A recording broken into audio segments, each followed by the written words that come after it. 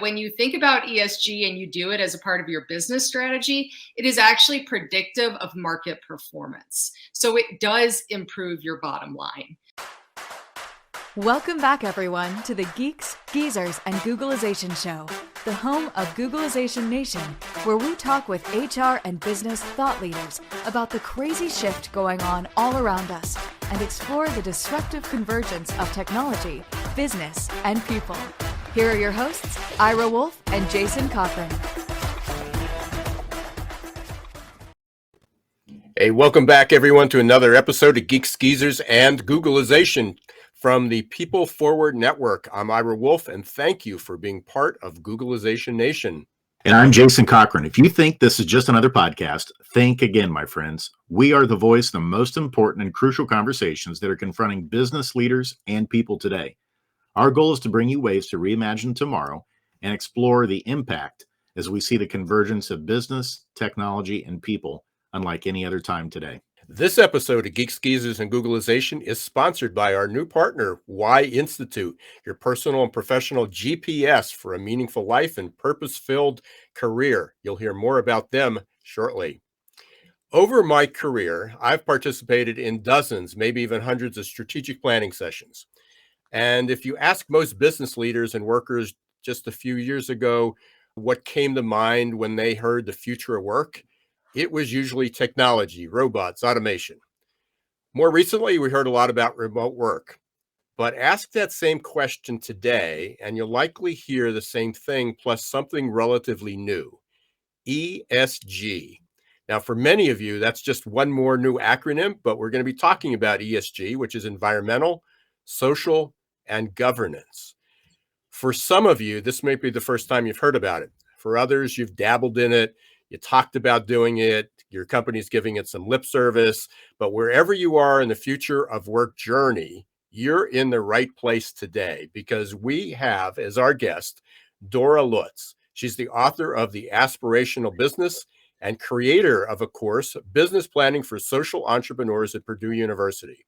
From her early days managing trucks, and we got to talk about that one. That's almost the kind of fits into my world of how did you go from dentistry to this business? From managing truck drivers to her current career, Dora has devoted her lifetime to understanding the unique ways businesses can make a positive impact on society and helping leaders accomplish their biggest goals. She's even worked with the United Nations Impact 2030 program. So ESG is such a critical strategy for any business looking to grow and even survive today. But what is it? How does it relate to top line growth and bottom line profits? Is it just a good thing to do, or does it actually help you in business? Which companies are doing it right? What's the impact?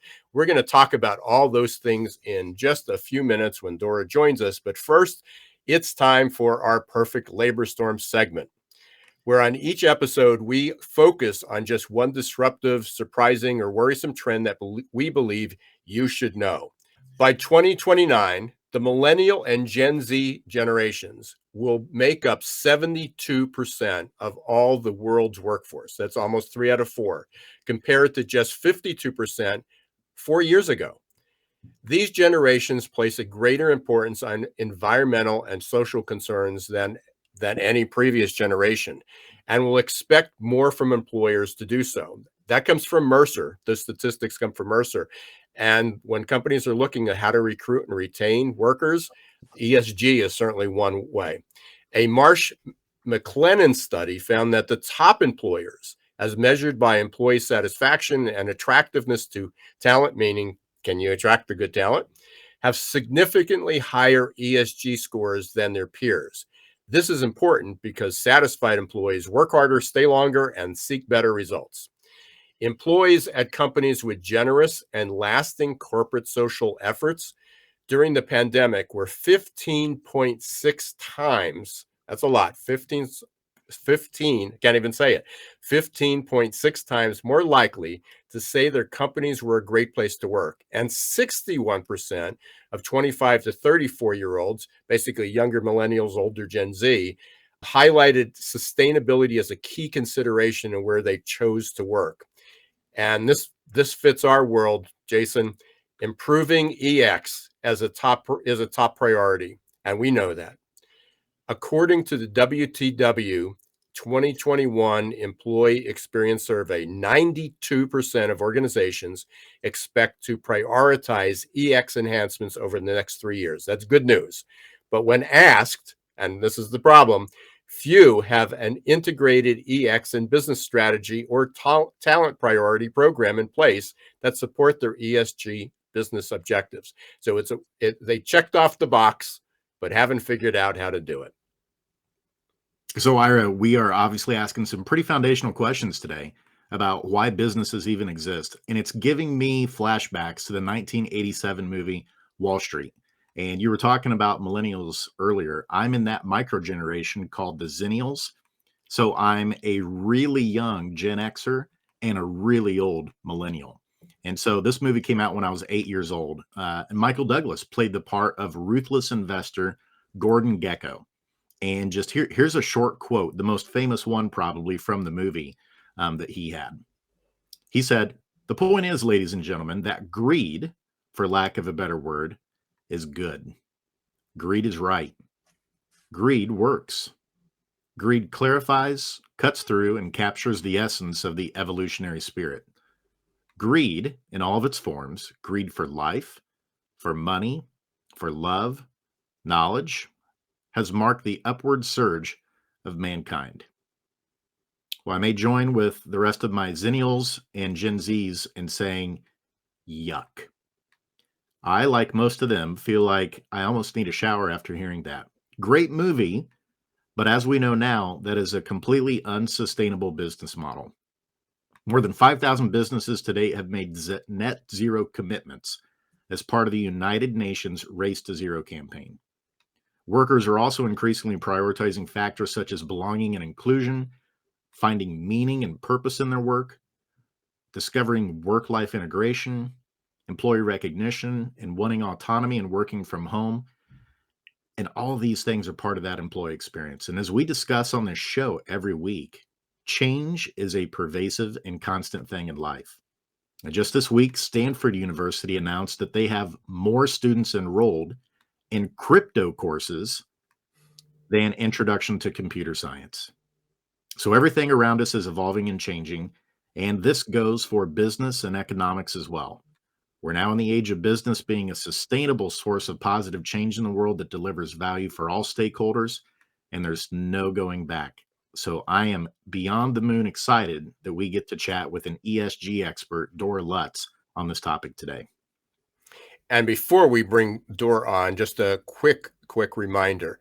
We are SHRM certified. So if you are part of Googlization Nation and listening to the podcast, all you need to do is go up to googlizationnation.com, click on podcast. There's a short form that you need to fill out to verify that you listened to the show, a couple talking points you might have learned. And in return, we will send you the activity code to earn SHRM credits. And depending on the episode or how many you listen to, you can earn anywhere up. Minimum is a half to a full credit or more if you're a regular listener. While you're listening to any of the podcasts, we hope that you'll rate and review them. We have we've done pretty well over the last few months, Jason. We now have a couple hundred reviews. We're still hanging out at that top 5.0, and we're ranked in the top 1%. So we want to thank Googlization Nation and all our Geeks, Geezers, and Googlization listeners for helping us go to the top of the charts. And so without further ado, Ira, I think this is a great time that we bring on Dora Lutz so we can pick her brain on everything ESG today. Dora, welcome to the show. Thank you. That was the best intro to any conversation I have ever had. You're right, Ira. I have so many notes, and you picked out great snippets of content. And Jason, I'm a Zennial too, so I'm really excited for this conversation. I thought you'd like hearing a little bit of a reference to Gordon Gekko there, Dora. Yeah. Right. Yeah. So let's start off a little bit about you and your story and your journey of kind of how you got into this world of ESG, becoming an expert in it, and then we'll kind of segue into what is it and help our listeners understand what it is. Yeah, perfect. Thanks for the opportunity to be here today. I think my story is probably not unlike a lot of people who were children of the 90s, who bridged that gap between this millennial sense of hope and opportunity that we could change the world and do good work in it, and sort of this Gen X angst, right, that sort of pervaded our culture. I was joking the other day that I got my first email address 9 months before Y2K. So here I was going to be able to email anybody I wanted, but we might not live into the next century. So just understanding all of those pieces as cultural forces in my life. And I actually did what many kids in the 90s who wanted to make the world a better place and had no idea how they were going to do that. I did what they did, and I declared English as a major, but was still able to get a job. Thank you. Thank you, economy. And so I already, your question earlier, my first job out of school was a trucking company. Because it said the thing most team leaders talk about is the ability to make a difference in the lives of others. And I didn't know what I wanted to do, but I knew I wanted to do that. And it was a great job for me. I made sure that my drivers had good time at home. I made sure that they operated safely, that we were being good stewards in our communities. I really loved it until I had my first performance appraisal. And then I found out that I was actually supposed to be making money for the company too. And that sort of threw me into a tailspin of trying to figure out how I was going to be able to do both. And now here we are 25 years later. But at least I finally know now exactly how we can do that. And I feel empowered that there are an army of people who also want to see businesses doing good work in the world. I love that. And as Ira opened up with, like many of our listeners, this may be the first time today that they're hearing this new acronym, ESG. It's not MSG. It's not that preservative that's in your Chinese food. We're talking ESG today. So can you tell us a little bit of what environmental social governance, ESG, actually is in business? Yeah. So ESG, although it's new to a lot of people, has actually been around for many years in a variety of different contexts and different terminology. But at its most foundational, ESG is a framework for businesses to be thinking about their ecosystem. So all of the stakeholders that they impact and what this looks like in their impact on the environment, in the communities in which they operate, and internally focused on the ethics and the processes that they have for the long term. So it sounds like it's a long-term view of not just trying to make money like Gordon Gekko is talking about. It's not just about greed. It's about there is this healthy balance of being able to have a profitable business, but you're also able to have a great impact in the world too.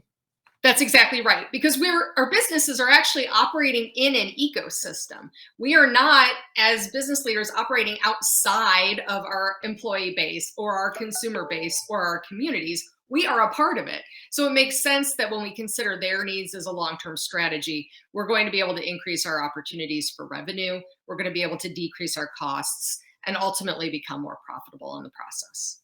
Are there a lot of companies that are embracing this, or is this still something that a lot of businesses are saying, no, we're not into the kumbaya type of stuff that they may portray it as? Where are we at in terms of how most businesses are viewing this? Yeah, we are really at a tipping point. 97% of publicly traded companies now have some form of ESG report. So we are seeing that this demand from employees and customers, but also from investors to be thinking about this as a risk management strategy is coming to the table. So CEOs know that this is something that they need to be paying attention to. They are beginning to create reports of varying success. They may use different standards or have different levels of data, but they have something out there. Now, what I've been seeing, and I'm seeing it a lot, is that the expectations for data, the information that these publicly traded companies want, is trickling down to smaller and medium-sized businesses, because now it's becoming a criteria in procurement. Procurement managers are looking at this right up there with cost and value of the product. They're looking at ESG and social impact factors. And so you mentioned some of the reports or the metrics. Can you share a few of those? Yes. So the easiest thing to do is look at, you can actually go to your favorite company and Google ESG report, and you can download it and see. Some of them are 100 pages. So I don't normally recommend that everybody else reads 100 pages unless they really want to geek out on it like me. But where these things get really interesting is you can read the letter from the CEO, the letter to shareholders, and you can see the kinds of things that they're talking about and how this work fits into their existing strategies. Then you can see stories of how they're engaging in the community, what they're doing for waste emissions or energy efficiency. And then you get down to a really nice, depending on your perspective of Excel spreadsheets, a really nice document that talks about all of the standards, all of the different things that a company could be looking at, and how they are actually addressing these issues. Let me address a little bit of the elephant in the room, I guess.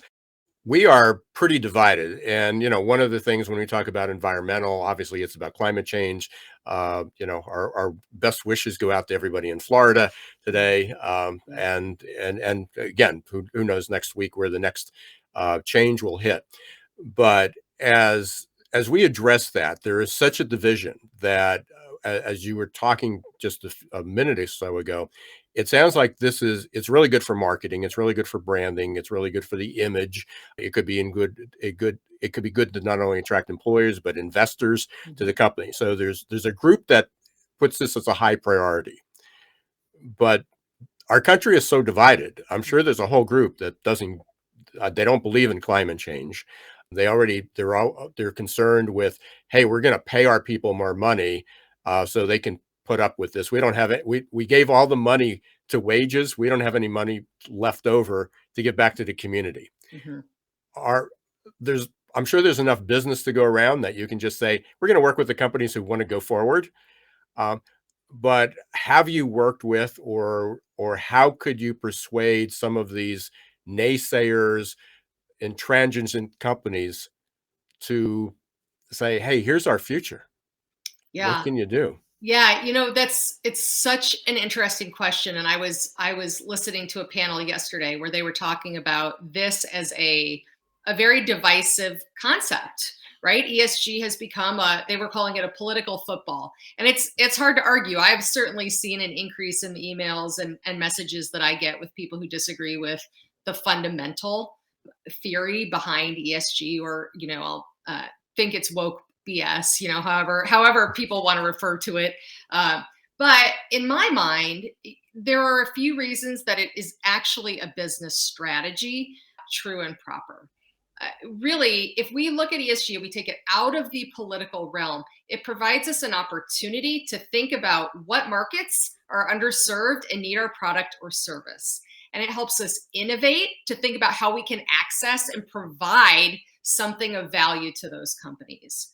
It allows us, to your point, to attract and retain our employees if they align with us. And, if you don't believe in climate change, you probably want to attract employees who have similar beliefs, right? Or you may have a cultural mismatch. So that may not be a fit for everybody. But if you do, whatever you believe, you want to be able to tell your employees about that so that they can engage with your customer base. And really, at the end of the day, it's an opportunity. I can show people spreadsheets all day long that show that when you think about ESG and you do it as a part of your business strategy, it is actually predictive of market performance. So it does improve your bottom line. And you're right. At some point, is this for everybody? Maybe not, but it is an opportunity for everybody, whether or not they want to pursue it or not. You can lead the horse to water. You can't make him drink, right? No, I've tried for a long time. I've tried. And, there's so much opportunity in the world and so much need that we as businesses can solve. And we're already positioned to create value. I, like many people, want to use my time in the most impactful manner I can. What you just shared there makes me think of a report that just came out from McKinsey and Company, their quarterly report in August of 2022, and it actually was on ESG. And one of the things that came out of that report that I found fascinating, and I'd love to hear your opinion on, is they said that the number one criticism that they found in their research with ESG is that they often hear that it's too difficult to do or to implement inside a company. Do you agree or disagree? Uh, I think we can make it difficult if we want to, but I don't think we have to. In my mind, ESG is a starting point. It's nothing more than a reporting framework. So you can start wherever you are and begin to take steps towards a really robust report, but you don't have to overcomplicate it. When it comes to this work, it's progress, not perfection. I love that. So what you're saying is regardless of where a company is today, they can take the ESG framework and start plugging in some data based off of what they're already doing to kind of see how they're stacking up and how well they're doing. That's exactly right. And you don't even necessarily have to reinvent the wheel.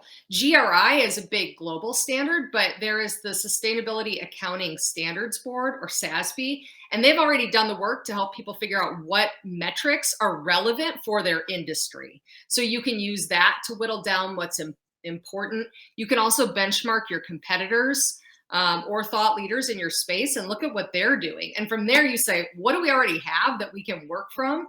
And where are the opportunities that we're falling behind from a competitive standpoint that we need to start addressing?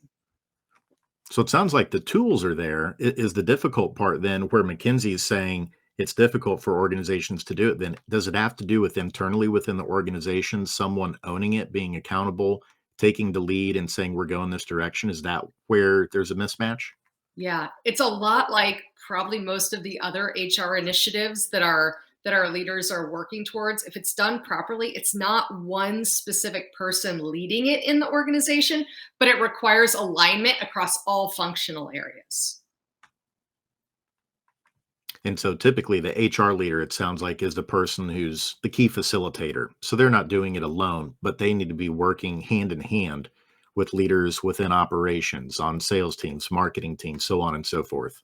Yes, absolutely. The way I usually think about it is the CEO helps set the vision and strategy. Then the finance team is responsible for thinking about their social impact metrics along the same lines as they would the remaining priorities, the remaining reporting that they do. HR then helps understand how this work flows down to their people. Operations make sure that they're operating ethically and everybody's in alignment and understanding the processes that the organization brings. And then lastly, marketing tells the story of the truth that's happening within the organization. But it has to happen with everybody sort of pulling in the right direction and in the same direction, or else the message gets confused and it's a report that's 200 pages long that doesn't mean anything to anybody. And you've helped solve that, haven't you, Dora, with your aspirational business model? Yes, an aspirational business model is very similar to what I just walked you through. So how do you set that vision for alignment, and how do you hold yourself accountable? And then how do you bring it out to the various functional areas? I found the quote, Dora. I sent it over the article to Jason the other day. I actually wrote this, and sometimes I shock myself.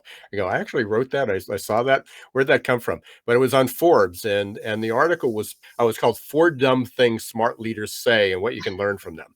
And this one was about people are our most important asset, and you hang it up there as a message. And I guess ESG will follow up there too, that hey, we branded it, this is delegated. But in there was a quote from Sue Siegel, and she's the former CEO of GE Ventures and also the chief innovation officer of GE. She's on to some other things, but her quote was, "You can't delegate culture." Mm. And when you were talking about who's responsible for ESG, is you can't delegate ESG either.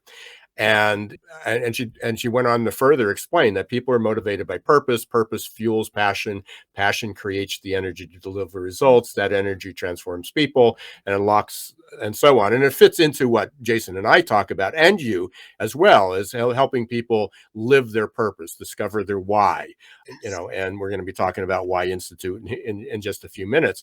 But again, just that short 4 words: you can't delegate culture. You can't delegate ESG. It's not an HR thing. It's not a marketing thing. It's not a finance thing. It's it is the culture. It is their mission. It has to be their passion. You're absolutely right. I could not agree with that statement or your interpretation of how that aligns with ESG more. Dora, are there some organizations that are doing ESG really well? I know a lot of times leaders will ask me, well, you're saying this is the stuff I need to do. Can you show me a role model of a group that's figured it out so that maybe we can avoid some of those pitfalls and traps along the way? Are there certain organizations you're aware of that are doing ESG really well that would be good for our business leaders to look toward? Yes. So one of my absolute favorites is Nike. So if you have listeners that are in the B2C space, Nike is an incredible organization to look at, particularly when you consider how they've evolved in their diversity and equity lens. So you could say in 2017, you may remember when they literally had employees picketing out front because of a hostile workplace. And you can, I mean, I still remember all of the news articles. And if you go and read the annual report from that year, the CEO literally, it says something to the effect of, well, crap, we've got a problem. And then you can see from that moment on where they started to take efforts to say, this isn't part of who we are as a culture, to your point, Ira. This is not who we aspire to be. And they reworked their tagline. So it became inspiration and inspiration and innovation for every athlete, and then an asterisk. And the asterisk is, if you have a body, you are an athlete. And from there, then they began to do pay equity assessments. They began to look at how their hiring practices could be adapted to make sure that they were increasing diversity. They started innovating their products to be more appropriate for people of different abilities. They started to advocate for pay equity in the sporting arenas in which their athletes were competing. All of these things, you can see it across every single functional area.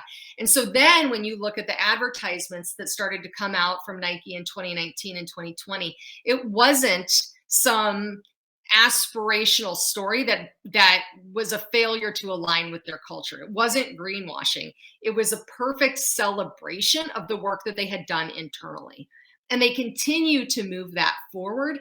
And I mean, it's just absolutely beautiful to watch that complete cultural turnaround in just 5 short years. It's almost hard to wrap your head around. That fits so well into something that Jason and I keep talking about. And again, everybody focuses on creating a corporate culture or company culture, and you have the strategy meetings, and you get the messaging, and we get the posters, and we get the taglines, and we have everybody wear their badge. You know, it's on everything, except that to me. And I was trying to prepare a presentation yesterday, prepare for a presentation of how to better explain that creating a culture doesn't necessarily create a good employee experience. You may do all the right things, but one is almost like the blueprint. It's if you look at that house being built and you see the culture being built, but it's not a home yet. It's not a home until somebody moves in and truly lives there, not just sleeps there and eats there, but truly lives there. And that's the measurement. And it sounds like this fits into that kind of analogy, that metaphor, similarly, that people will come up and they'll write the governance, they'll have a great strategy meeting. Their hearts may be in the right place, their intentions may be in the right place, but until they walk the talk, until they live it, until they do what you just explained that Nike did, it's just another thing that you do. Yes, you're right. And if you have a strategy that people are not empowered, well, let me back up. If you have a strategy that first people don't understand, they're not going to be able to bring it to life. If they don't have the skills and the competencies to do what you're asking them to do, then that's going to be a problem. And if they're not empowered and they come up with an innovation that meets your ESG strategy, but they're not in a position to move it down the road, then it's going to be a failure too. So it really is about the proof. You know, show me the receipts that you're doing what you say you're going to do. And that's where the reporting side of ESG comes in. It's really just showing your receipts. Well, we're at that time where we need to take a quick break. We appreciate it. We're talking with Dora Lutz from Giving Spring. We're talking about the aspirational business. We're talking about ESG, environmental and social governance, having a great conversation, and it fits so well into everything that we're talking about. And again, such an incredibly important topic. So we're going to be back. Dora, when we come back, I'd like to talk a little bit more about aspirational business from that standpoint. I know that's your book, and we want everybody to stay tuned. We will be back in 2 minutes. We're going to hear from Y Institute. We're so excited about having them as our partner. I know Dora is familiar with them as well. And we're going to hear a little bit more about AQ+. So stay tuned, everybody. For most of us, change is freaking terrifying. And unfortunately, there's no app to adapt. That might change in the not-so-distant future. But for now, we're on our own. That means we can either accept our default future or reimagine our tomorrow. For those of you who choose default, good luck. Just remember, there's no pause button for change. You can't turn back the clock. And there's no get out of jail free card in this age of perpetual uncertainty. Like it or not, change will happen all around us. And that change is not becoming just more disruptive and frequent, but volatile, uncertain, complex, and ambiguous, or VUCA. Fortunately, you can make change work for you and turn it into your personal and competitive advantage. Reimagine your future to one in which you're living with purpose, you're happy, and you're growing, thriving, and flourishing. If you're ready to rewrite your next life chapter and regain control of your destiny in this never normal world, your journey starts here. Contact the leader in adaptability and making change work for you, your team, and your organization. Ira S. Wolf, adaptability.expert. There's a certain kind of coach who believes what we believe, who leads people to greatness, who gets people unstuck, who unlocks all of your passion. A coach who helps people discover what drives them, to tap into their superpowers. That knowing your why is the first step to untap potential, to focus, to breakthroughs. A coach who's looking for a better way. Are you that coach? Welcome back to Geeks, Geezers, and Googlization. In that article that I quoted, I had all these little nuggets, and I don't know where it was one of those maybe shower moments where I came up with this quote, but it was most managers probably know more about how much battery they have in their smartphone on any given day than they know about their employees. Ooh. So for everybody just heard, listened about not only AQ+, but why is the why.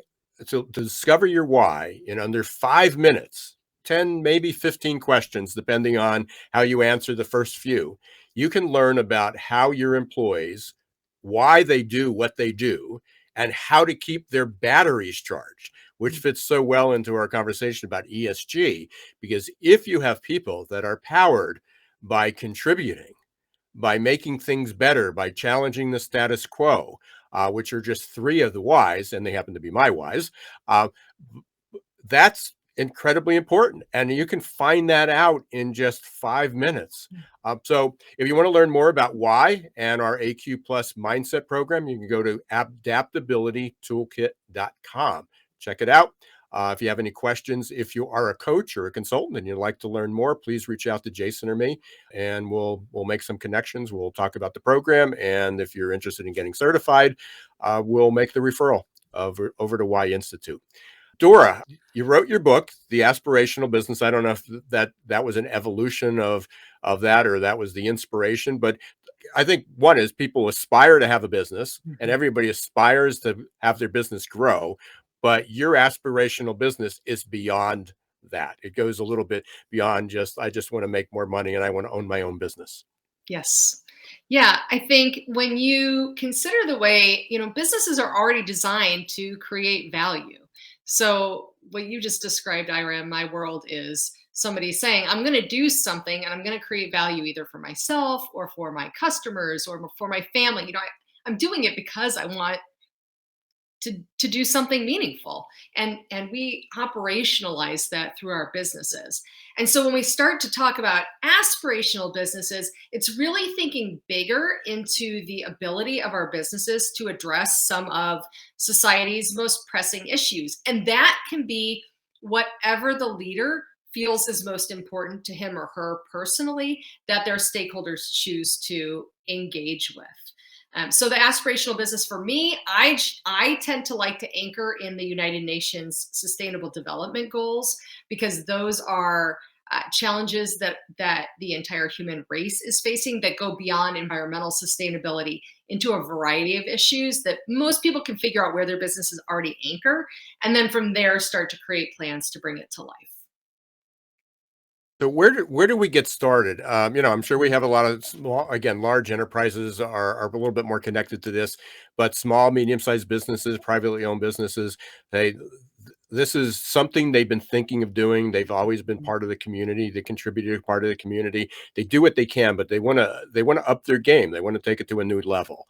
What's an engagement look like if they pick up the phone and they call you? Where does it start? What do they need to be prepared for? Yeah. Thanks for asking. So if somebody's really new to this and they're still trying to decide if it's right for them, I have a downloadable journal that somebody can work through for a few weeks. I've got podcasts available on my website, things that they can do just to get themselves thinking about the content a little more deeply. But if they say, okay, we know that we're behind our competitors, or we just had a big client ask us for our data and we don't know where to start, usually I like to start with an assessment that just says what's happening in the landscape. So first off, what are best practices in your industry? What are your competitors doing?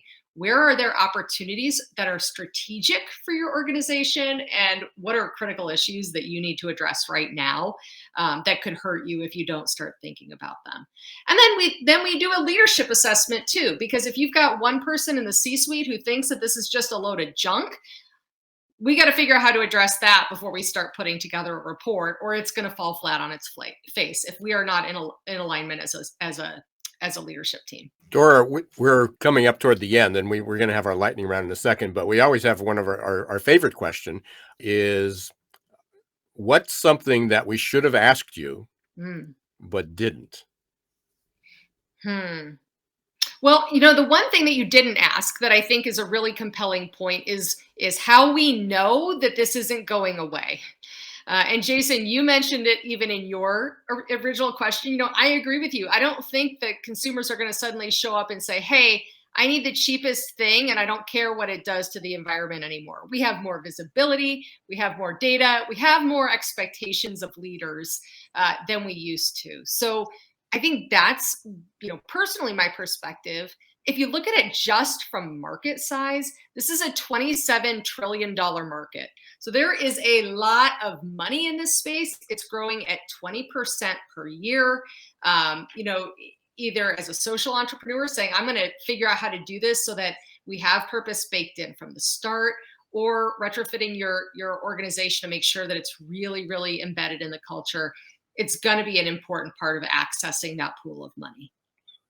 And if we look at the trends, the one is that 72% of the workforce is going to be millennials and Gen Z, and it has been a priority for them, even more so with each younger generation. And we also look at how many new workers are coming into the workforce, and people have heard me talk about this with Perfect Labor Storm, is we used to have 2.5 million new workers come into the workforce every year, especially with the baby boomers and then the millennials, and now we have under 500,000 new workers. So it's not only the right thing to do, but it's going to maybe the only thing you can do if you want to attract and retain workers in the future. Oh, that's such a good point. Well, Dora, I can't believe that the time has gone by so quickly. If it's okay with you, let's get into our lightning round where we can get to know you a little bit more on a personal level. Okay, I'm ready. All right, here we go. We'll start off with a simpler one. Let's talk a little bit about music. Who's your favorite musical artist? Oh my gosh. Right now I'm listening to The Dispatch on Spotify. They have a song called Only the Wild Ones, and I cannot get enough of that song right now. That doesn't surprise me. You seem like you would be a wild one in terms of disrupting the purpose of business. So I'm sure that gets you amped up before you go into some ESG meetings with clients. Yeah, you know what? The tagline is only the wild ones give you something and never want it back. And so I don't know, there must be something in that line that's resonating with me. I love it. I love it. How about a superpower? If you could choose any superpower, what would you choose? Connecting people. I love to figure out what people need and help connect them to others in the ecosystem or have the answers or resources that they need. I love that. And then how about what would be something that your classmates, let's think back to high school, what's something they would be surprised to see about Dora Lutz today? That I can do math. Um, I, I spend a lot of time looking at data and spreadsheets and obsessing about like really how these numbers work. I've spent a lot of time proving to myself that this is viable, and I don't think that high school Dora would have acknowledged or thought that I would do so much math in my life. I But I love love that. it. How about a hidden talent? Do you have a hidden talent? Gosh. Hmm. I can remember strange things about people. Like if you tell me something really unique and awkward, I will almost never forget it. I think that's probably my unique talent. So note to self, anyone who meets Dora, be careful what you share because you've got quite the memory for those Fortunately, I things in usually advance. only ask nice questions. I'm sure you do. That's awesome. And how about this last one? What is one of the best pieces of advice that you've ever received? Hmm. I think the best advice that I have ever received is that nobody is waiting to give you permission. So if you have something you want to do, go do it, figure it out.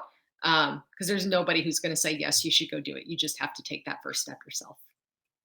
I love that. Spoken like a true entrepreneur. Well, Dora, thank True. you so much for coming on today's show and helping all of us better understand ESG, why it's important, and why we're headed this direction. Before we let you go, just one more time, what are some ways that people can get in touch with you and learn more about your book and your model and your work that you're doing around ESG? Thank you. Yes, absolutely. So I think there are two primary resources. My website, which is giving-spring.com. And I have all kinds of things we mentioned earlier up there. And then also anybody who'd like to follow me on LinkedIn, I put a lot of content up around ESG. No BS ESG is one of my favorite series that I'm doing. And I'm always available if somebody just needs help getting their head around what they should be doing next. I'm always up for a call. And that Awesome. fits so well into our no BS culture. Yes. No Yeah, time for that. Yeah, our BS is no BS, but it's also no burnout and stress. Oh, So that's good too. That's good. Dora, thank you so much. And we'll look forward to having you on again in the future. Okay. Thank you so much. thank you, Dora. Appreciate All it. right. Ira, what was some of the big moments and takeaways from today's episode for you that you heard from Dora? Can't say I'm on the skeptical side because I really believe in climate change and I believe that we need to change things socially. And obviously that starts with governance. And I've been on enough boards of directors that there was always governance, and they basically gave lip service to everything else. It was almost what was practical. But I didn't understand the depth of it. And I won't say I'm embarrassed by it, but coming into this, I really had to prepare more for Dora than I did most other interviews to do some research. I live this. It means a lot to me, but like everything else, it just sort of took a back seat. And so it was just a really good opportunity to force myself, wanted to learn about it, but then hear from someone like Dora, whose heart is absolutely in this and passions in it, and be able to learn from her. And I hope our listeners did too. So it just was really elevating it and opening my mind and forcing me to take some time to learn about something that's really important. And again, like so many other people, not just giving it lip service. That was very similar for me too. I mean, I did not understand that there were metrics already available out there that were readily available so that any organization, regardless of size, you can plug in what you already have and it'll help you understand where you stack up in the ESG areas. That was something brand new to me. I almost thought it was like an exclusive club, like you need to apply or you need to be a certain size in order to get to the Yeah. poker table and play ESG. But having an expert like Dora come in and say, no, this is for everybody. because this has to do not only with the business, but the people inside the business, the ecosystem, and how you really create a healthy, sustainable organization. And I mean, it just gets me excited, Ira, because this is so aligned with what we're trying to do too, in creating healthy connections between people and work, and understanding that there is a framework out there, regardless of where you're at, that you can go take those tools and bring them in-house and start figuring it out is great. But the other thing that was enlightening to me also was she mentioned that the reason in McKinsey, most organizations, even though they have the tools available, are struggling with it is once they got the tools, they're figuring out what to do. And that's where bringing in an expert like Dora can help you get that ship steered in the right direction and make sure that you're getting the right internal champions on board first. Because as she mentioned, and you mentioned it too, Ira, you can't delegate culture. It's an all hands on deck approach. So those were the things for me that really stood out and that I'll remember from today's episode.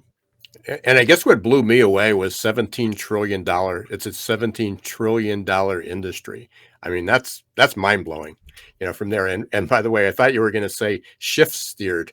So well, that could be one of our new metaphors and acronyms or taglines, right? I had to articulate very carefully so that we didn't get the E rating for explicit on today's episode. We're helping people steer shift. Right. So we'll be very careful with that. But it is time to wrap up again, Jason. Amazing. Yep, absolutely is. And we want to thank you again, Googlization Nation, for tuning in today. Thank you especially for helping us on this road of making it into the top 1% of all podcasts in the world. That's because of you. It's because of our incredible guests like Dora. It's because of our partners at the People Forward Network. We couldn't be more thrilled to have all of you on this journey with us. And so if you haven't had an opportunity to give the show a rating, drop us a review, or even subscribe to the podcast, we'd love for you to do so. So until next time, I'm Jason Cochran signing off. And I'm Ira Wolf, and we want to give special thanks to Y Institute for partnering with us and sponsoring this episode and all the upcoming episodes that we've got. You'll hear a lot more about them, I'm sure. We have a webinar coming up also in a few weeks, so stay tuned for that announcement. We want to thank you for being part of Googlization Nation, and until next time, don't let the shift hit your plans.